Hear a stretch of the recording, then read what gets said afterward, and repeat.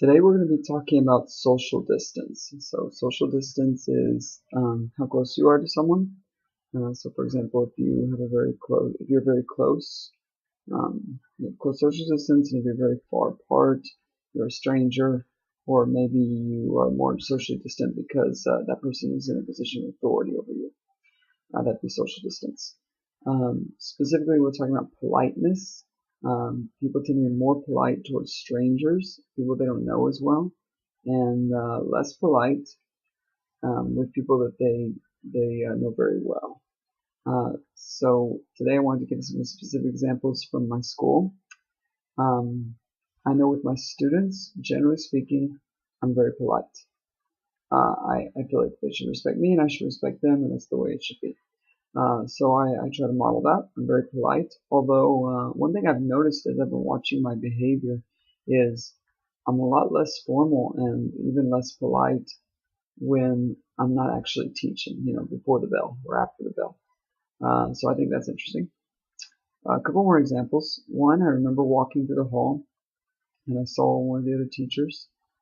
And this teacher was a young guy. He was even a little younger than me, I believe. And so I knew him personally, his name. And I remember when I was walking by the hall and the students were there in his classroom, I called him by his first name.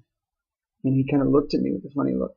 And I thought, oops. And I said, oh, I'm Mr. Vega.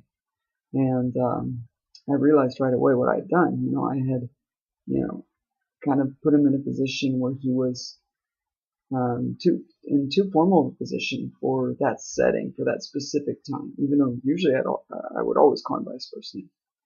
Likewise, sometimes I feel a little bit, I don't want to say offended, but maybe a little bit,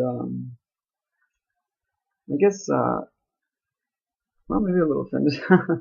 Either way, I feel a little bit wronged in some way whenever some of the older teachers will call me Ben instead of calling me Mr. Watt in front of the students. Of course, if we're not around students, I don't care. But around the students, I want people to call me Mr. Watt. I feel like my students should respect me, and I guess I have this feeling that if they see someone else doing that, then they're going to start or something, and it's going to go downhill from there. um, One final example, I remember being with another teacher, and I remember there were some kids close by, and she said the word hell. And I'm very careful with the language I use. I know some teachers curse, I don't, in front of my kids. And so I kind of told her, like, oh, there's students here. And she was like, oh, I don't care.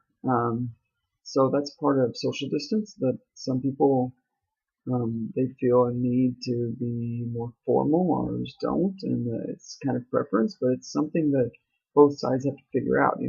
Students will let you know very quickly if they feel like you went over the line, and likewise, you're going to let the kids know very quickly if you feel like they went over the line.